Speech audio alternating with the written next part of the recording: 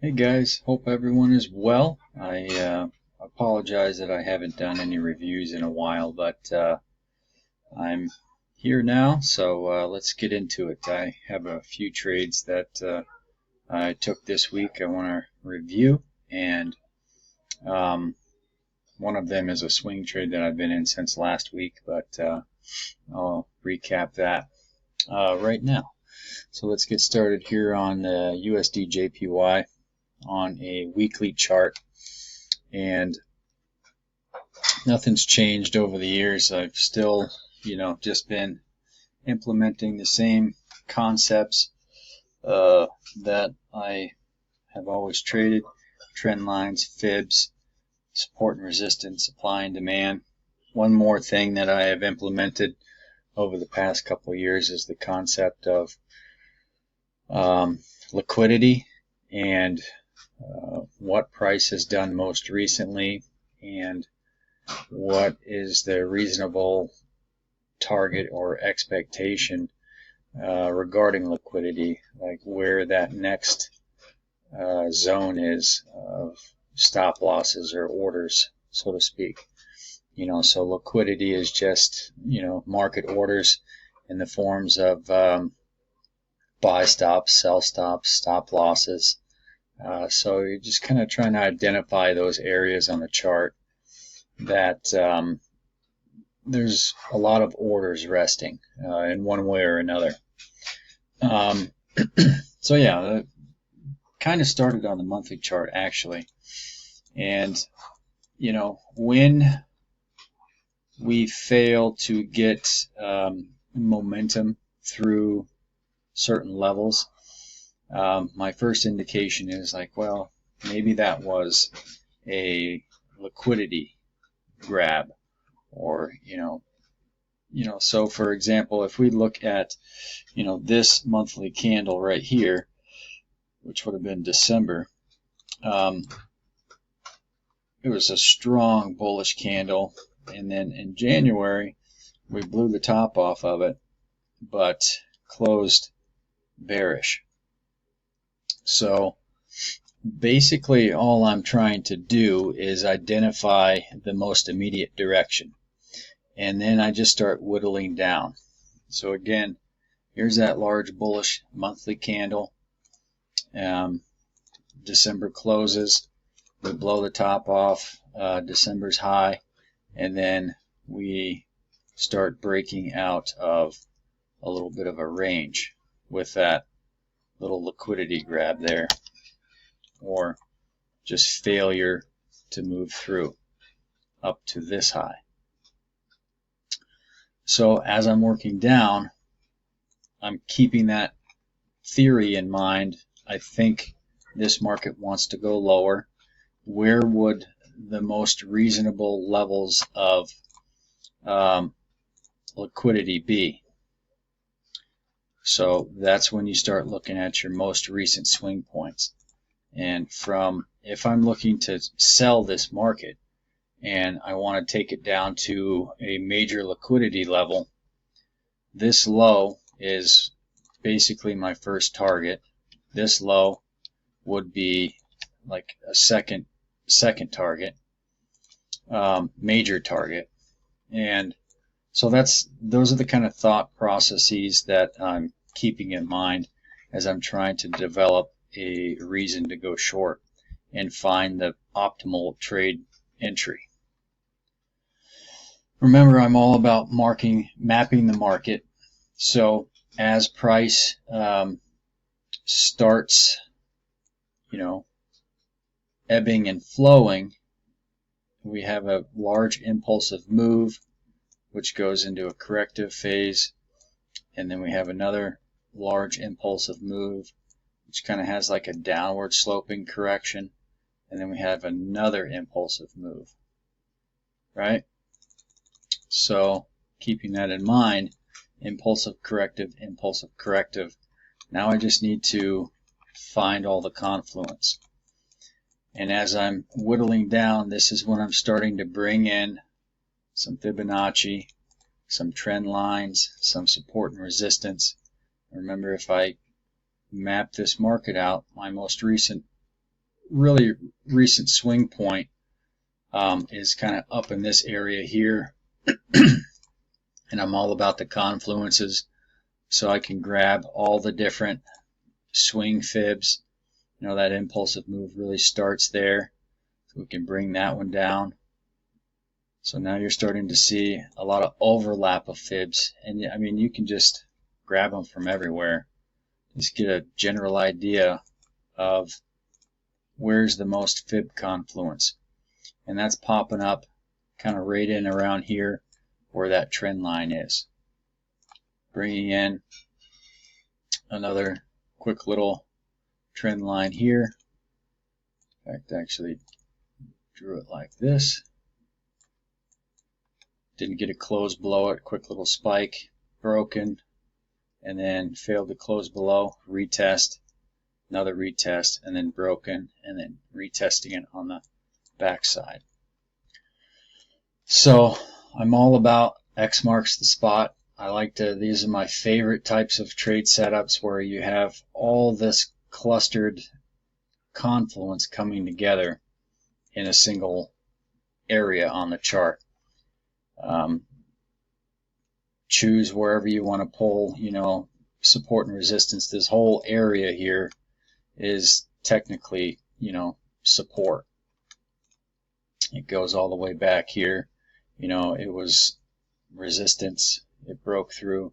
Quick retest, push up, came down, test, test, test, test, test, broken, and now it's coming back up to retest. And it's a zone, right? You have to keep that in mind. You know, it's not necessarily a single price point, so it could be a zone. So this is where I went short.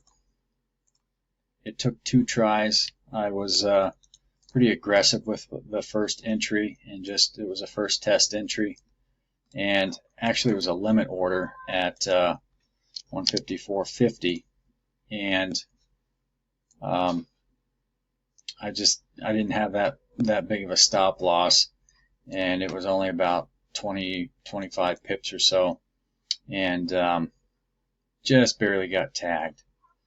As I moved down on the hourly chart, immediately after I got stopped out, the next hourly candle had a bearish engulfing candle, and then on the retest of that up close candle, so we had this large bullish candle, and then immediately price closed, dropped, engulfed this candle, and that's where I went short. So that second entry was at 38, I believe, and my stop loss was the high just above that high of that candle. And then I'm still currently in this trade, and these were like my targets down here. I have taken partial profits along the way, all the way down into like these lows. I have a larger target below, and as we just play it, you know, price teetered around and then started just tanking. And my first profit target was, let's see here, so that's where we're at now. My first profit target was right around the low of this candle, so that was something like, you know, 1 to 2. I took partial profits, and then I took one more somewhere in and around these structure levels here, and then I took some more as we broke that low around 151, and then most recently at these negative 23.6 profit targets for our fib extensions. Currently my trail stop is just above this, and we'll just trail it until we get stopped out. So that's UJ. Aussie dollar. I posted this last week. I think I was watching this area here. Price was slowly working its way up into this confluence here, and just kind of have this expanding consolidation where we're just consistently taking highs and lows, and then we had a huge run up into this confluence here.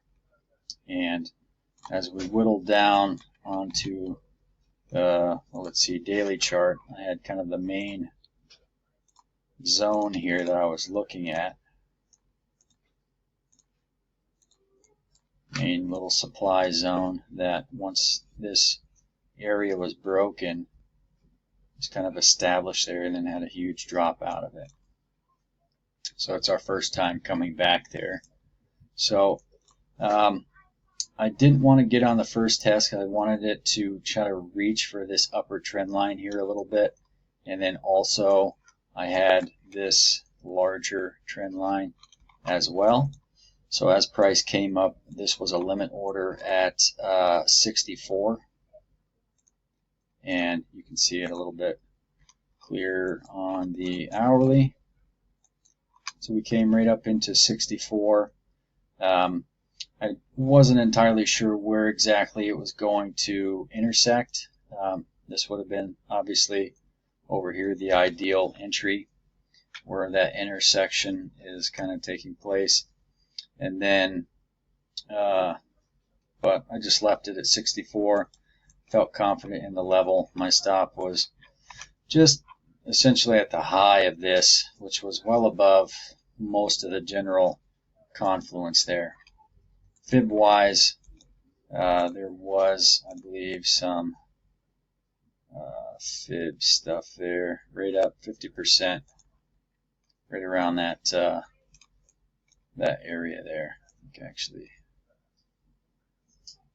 let's see, I forget where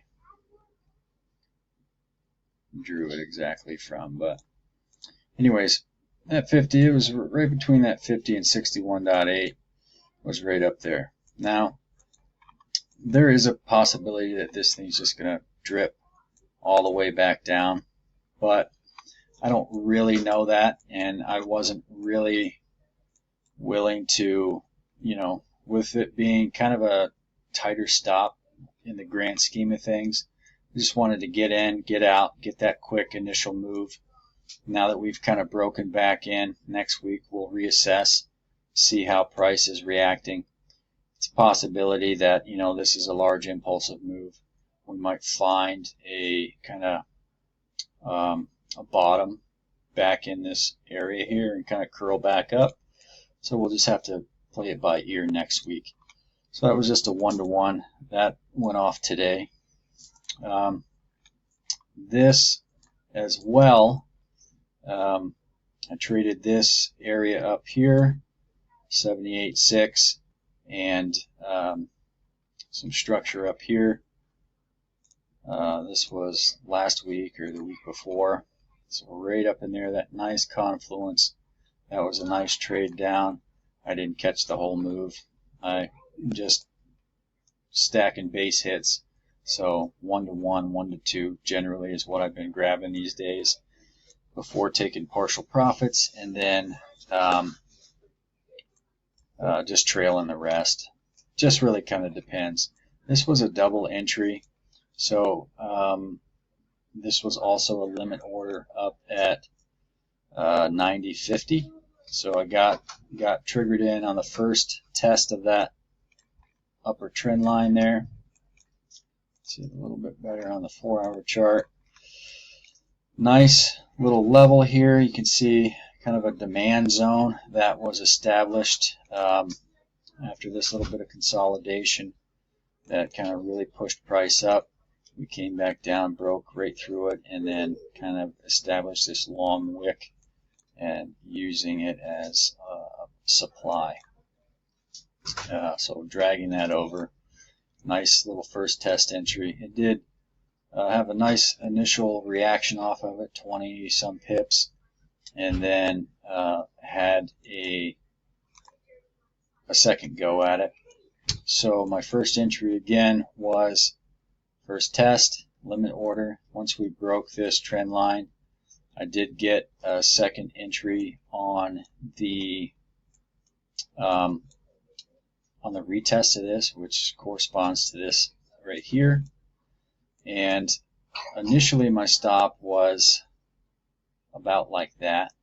After we kind of started breaking down, and I was looking to add, I tightened my stop up a little bit, just above the peak of that wick there, and price did blow right through that retest area there and go right back up into that supply zone before just melting down.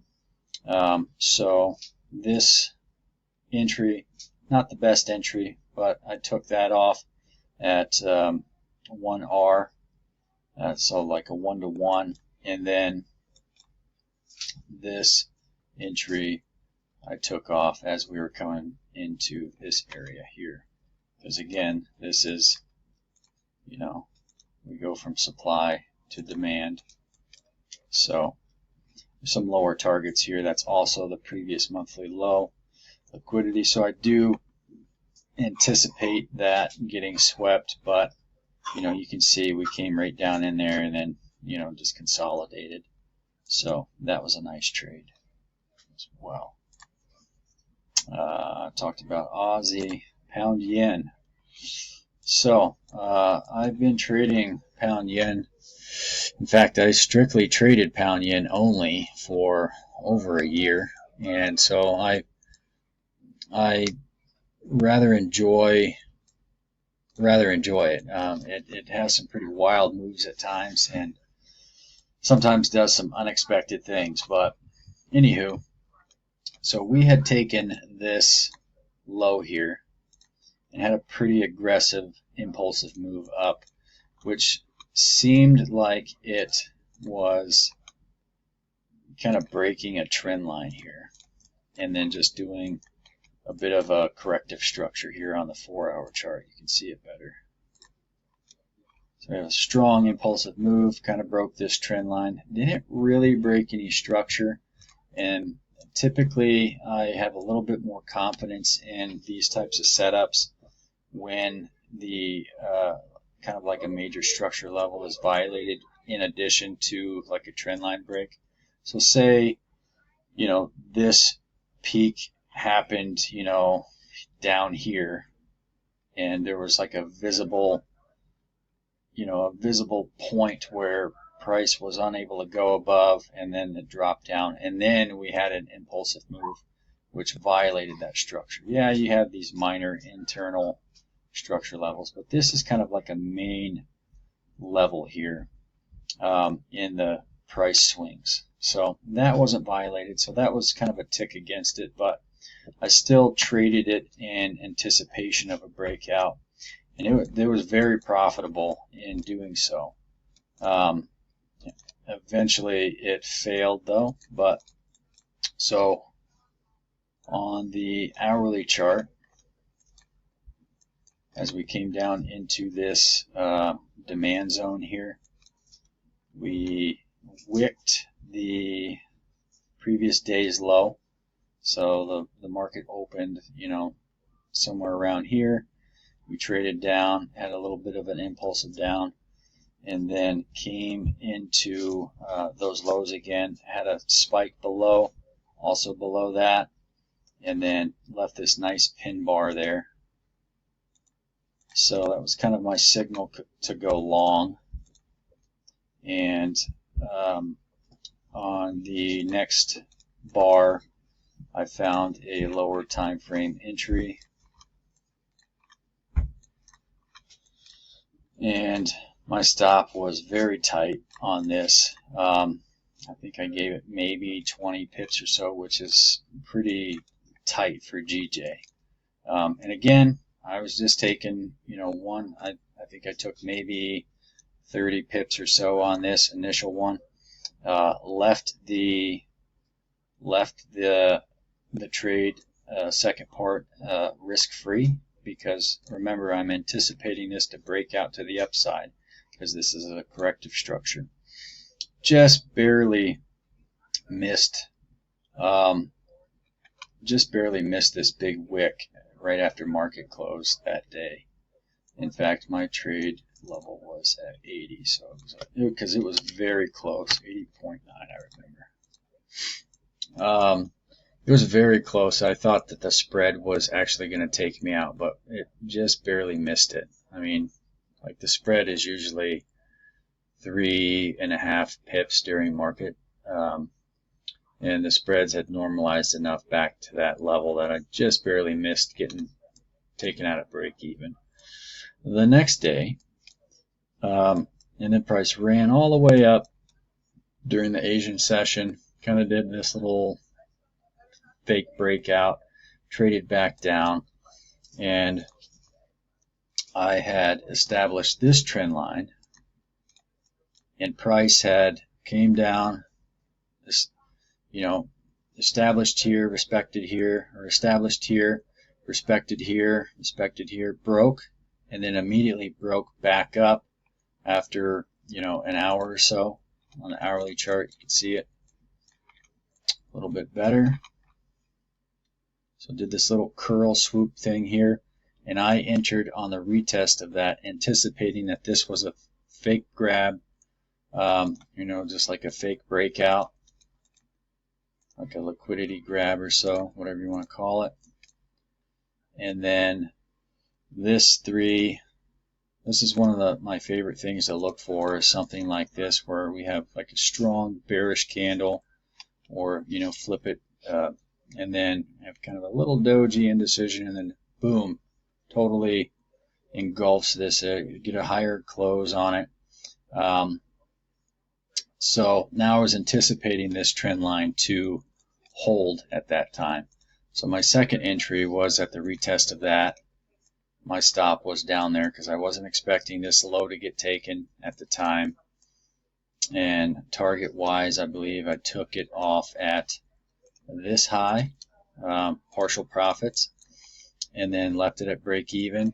And then again with the trend line, same trend line, I was anticipating a breakout. Now we officially had a higher high, higher close. So my third trade on GJ was fibbing this. So that was kind of that. Let's see, that was that trade. My third trade on GJ was off of this trend line again, and I had taken it off as we came back up, because this was during Asian, this big spike. This was a 30-minute trade.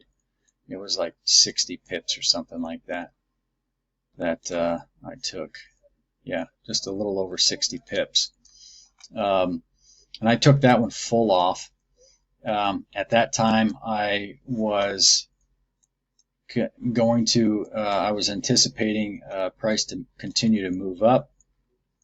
And at that time, I had taken two or three partials off of these two trades, and this one full off. So I had a much smaller position size, and I put both of these stop losses at the true invalidation point in anticipation. So this one went off, that one was full off at the time, and I was anticipating a higher move up due to this kind of corrective structure breakout.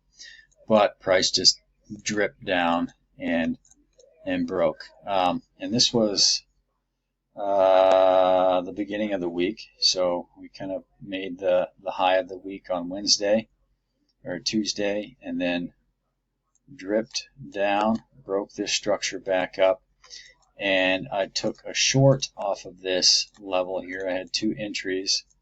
One was based off of this confluence here.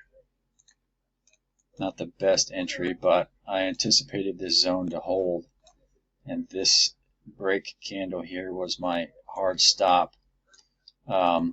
And just did a couple pips above that at 7, and I put this all over Twitter or X in the process, and you can see it just totally melted down. So that was actually my first entry was a bit lower. And this was like a 50% fib or something like that. Yeah, it was right around the 50 level. So that was my first entry, and price was jetting into this, so I figured that it was going to be, it might blow past this a little bit, but I didn't necessarily anticipate it to get back above, this zone here. So hard stop was above the candle that actually broke the zone, which was this. A safer bet would have been above, this little swing point here. But 7 was my hard stop.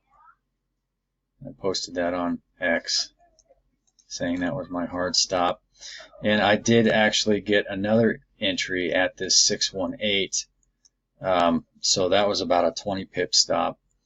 And I took both of these off at, let's see, price it came back down and kind of retested this trend line. At this point, it was kind of chopping around. Plus, it was clearly bearish at the point. But we had got a little bit of bulls out of 190. So I just went ahead and took it off at like, I think it was 13 or 14. It was after we kind of made these lows, and maybe on this bullish candle here, I can't remember. So that was a pretty good, took both of those positions off. Obviously, hindsight's, if I would have just moved to break even, it would have been fine, and I would have caught this big move. But you can't think that way. You just have to get in, take what you can. And it was the end of the week, and I wasn't really planning on taking any more trades, but it set up and I was there, so I took it, and I just so super good week. It was a very news heavy week, so if you made any money at all this week, congratulations. Sometimes that's difficult to do with the amount of news that we had this week. Several interest rate decisions and different things. But yeah, so these were a few of the trades. I took a couple other ones. I took a scalp today on pound dollar, and tried to long basically, and I did get about 20 pips out of this bull candle here, but I just didn't manage that right, so took a small little loss on that as we broke down off of that, because it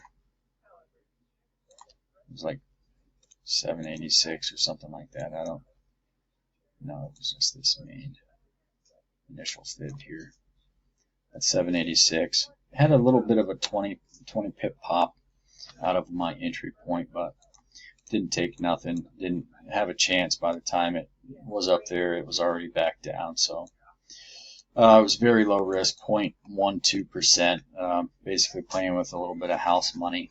So yeah, this kind of got a little bit long, but I hope it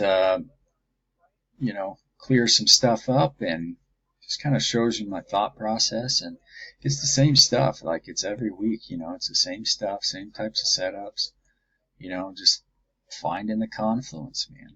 And it's about building a plan, building an idea, having a bias, if you want to call it that, just managing risk, like being the most important thing. Like that's so very important, risk management. And it took me too many years to really kind of get my head wrapped around that, and just visualizing this trading as like a wealth building tool instead of just like a get rich quick scheme. And I know that's, kind of obvious to say, but people just come into trading with this warped idea of what it's going to provide them and what they're going to be able to do with very minimal trading. And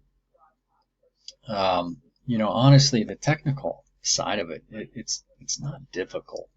You know, I'm literally just drawing lines on it and, you know, finding intersecting areas that kind of create barriers for price to stall and get these quick little pops. And you can see a lot of my trades, you know, I'm just taking, you know, I tell people most of my trades are, you know, 30 to 50 pips these days. I'm just looking for those quick little pops off, you know, just a quick little turning points. It doesn't even need to, you know, be a complete reversal. You know, too many times I'd enter these trades in anticipation of just finding tops or finding bottoms, and you know, just having the market just go for hundreds and hundreds and hundreds of pips. And sometimes I would enter these trades and they would go for hundreds of pips, but I wouldn't take any profit because I'd have these super you know, these wild, you know, profit targets, you know, 4, 5, 6, 1,000 pips away, and price inevitably would come back and either stop me out for break even or a full loss after price moving 200-300 pips.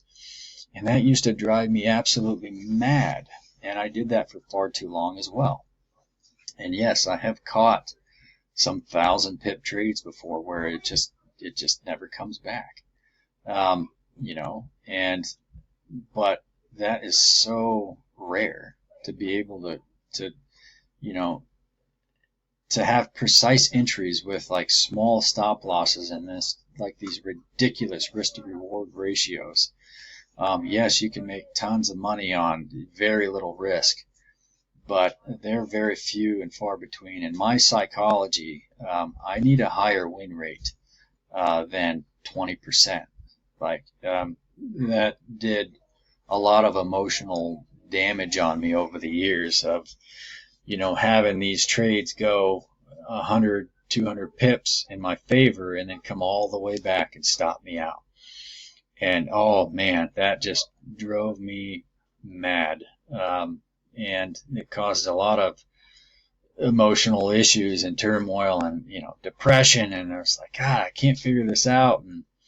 And I just got to, you know, a couple of years ago, I was just, you know, just reviewing old accounts and trades, and you know, I do a pretty good job at journaling, and I'm just looking at all these trades, and you know, it always was coming back 30 to 50 pips, 30 to 50 pips, 30 to 50 pips. You know, I was constantly grabbing these 30 to 50 pip trades, but I was holding for way more, you know, in anticipation of, you know, the market just running and running. And it ebbs and flows, guys. And I mean, and yeah, there's going to be times where I get on the right side of a trend and it just keeps going and going. UJ is one of those. But you will notice that I've taken 4 partial profits on these. And I just have this a small, you know, maybe, let me see, maybe 20%, 15% of my original position size open still. Because I just keep chucking it away, keep pocketing, and you know, that's how you do it. Those base hits, like, yeah, sometimes you're going to get on the right side of some trades, and they're just going to keep going and going and going, and you know, hindsight's always 20/20. You know, but you know, at the end of the day, I didn't know if this was going to, you know, maybe come down here and find a higher low and then just keep ripping up. And, you know, that happened way too much. So these days, 30 to 50 pips, I find the structure. I'm taking some partial profits off, moving to break even. If we keep going, fantastic. I'll take a little bit more off, trail my stop as it goes. I'm probably going to leave this stop here where it's at for a little bit. I just want to see how this is, because now we're at a major level here. And you know, there's a possibility that we you know, kind of do something like this next week, you know, maybe something like that, if it's going to keep going down. So I know for sure, like, that's a pretty decent swing point. You know, we had a blow off top before we had that big move off, so I know, like, that was some institutional, you know, manipulation, if whatever you want to call it. You know, we took the high before we took the low. So those are always like good places to keep your trail stop, because in theory, if this really wants to run lower, it shouldn't come back to those, you know, those areas, unless it runs into a higher, you know, a higher amount of demand, you know, which could possibly happen here. So this thing could totally reverse next week. In which case, I'll get trail stopped out for, you know, let's see, you know, a couple hundred pips on the second part of, you know, 200 pips or so on the second part of my position. And if we break below here and then do some type of corrective move, then I'll trail it down here, and that'll be, you know, even that'll be 350. So that's the process, guys. Don't sneeze at, you know, those quick 1-to-1, 1-to-2 moves. They've made me a lot of money over time, and that's, you know, that's all I have to say, really. I mean, the trading space is poison these days with these gurus that claim, oh, you know, I risked 3 pips on this trade and it went for 150 R. You know, it's like, get out of here. Like, this spread on most of these pairs, you know, if you have your stop loss in at 3 pips, as soon as you enter, it's going to kick you out on the spread. Like, I've tried it before, trust me. Like, it doesn't, I mean, very rarely. I mean, maybe there are guys like that out there, but I mean, I'd be surprised if there really was. But anywho, this is a super long video, but I hope you guys are well. I hope you're trading well, and remember, trading, it's basic technical analysis. It's nothing crazy. It's just finding the confluence. The more important thing is risk management. I'd say positioning yourself. Make sure you are not holding on to those losers for longer than you should be. Make sure before you enter you have a very good idea of where you need to bounce if price is not going in your favor. That took me way too long to learn as well. You know, so I'd be up good, and then, you know, one trade would blow, you know, 2-3 weeks worth of progress, and it's just like, pulling my hair out. You know, it's that, you know, 1 step forward, 2 step back process. But finally, you know, I finally just said, you know what, my ego has been beat to hell over the past several years, and, you know, no more. Like, it's not worth the emotional baggage that, you know, it caused me so many times. So, you know, so that's it. You know, I'm going to try to be a little more consistent with posting some review videos and whatnot. So take care, guys.